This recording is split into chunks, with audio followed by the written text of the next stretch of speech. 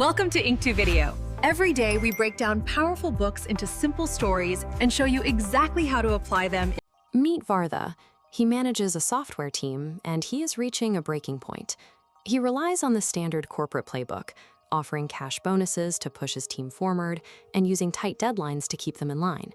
It's the classic strategy of carrots and sticks, but his team is disengaged. They log in, do the bare minimum required to stay under the radar, and log out. While they are meeting the basic requirements, the quality of their code is dropping.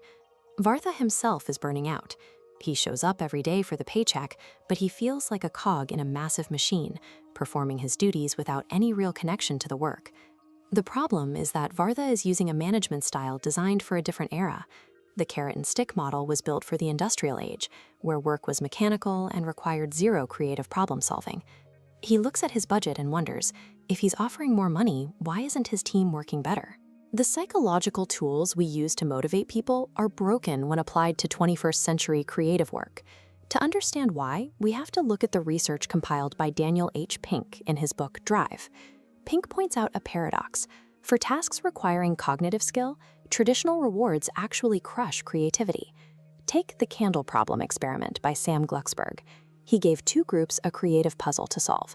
One group was offered a financial reward for finishing quickly. The other was offered nothing. This chart shows the result. The group offered money took significantly longer to solve the creative problem than the group working for free. This is the Sawyer effect. It shows that external rewards narrow our focus. While a narrow focus works for repetitive tasks, it turns the expansive thinking needed for creative play into a chore. Pink categorizes workers into two types. Type X workers are driven by external rewards like cash and status. Type I workers are fueled by the intrinsic joy of the activity itself. By treating his software developers like factory workers, Vardha has been suppressing their natural intrinsic drive. Vardha decides to test this science on a coding project his team hates. Instead of the usual cash bonus for whoever finishes first, he removes the financial incentive entirely and changes the structure of the task. He starts with the first pillar, autonomy. He steps back, giving the team the freedom to decide exactly how they solve the problem and when they choose to work on it. Next, he targets mastery.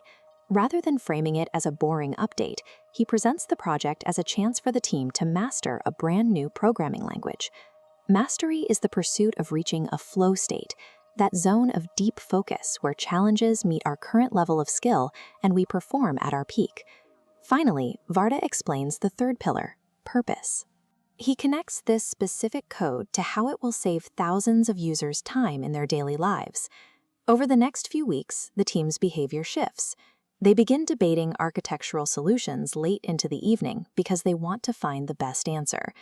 They ship a version of the software that is cleaner and more efficient than anything they produced under the bonus system.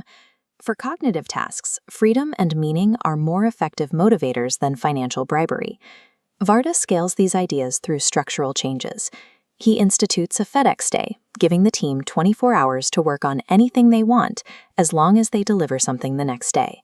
He adds a 10% non-commissioned time policy, allowing his developers to spend a portion of their week on passion projects that build their technical skills. His daily leadership language moves from dictating how things must be done to explaining why they matter and asking the team for their strategic input. Vardha realized that his own need for control was the mechanism suppressing his team's potential. Control leads to compliance, but only autonomy leads to engagement. Employee retention at the company reaches an all-time high, and the pace of new features being shipped begins to accelerate. For Vardha, leadership feels less like an obligation and more like a visionary role. Humans are not robots. Drive is something that must be accessed from within the human spirit, not forced from above. Look at your own work today. Do you have autonomy? Are you building mastery? Can you see the purpose? If one of those three pillars is missing, how can you reclaim it? Subscribe to the channel and comment on which point you would like to implement in your life and which book we should read next.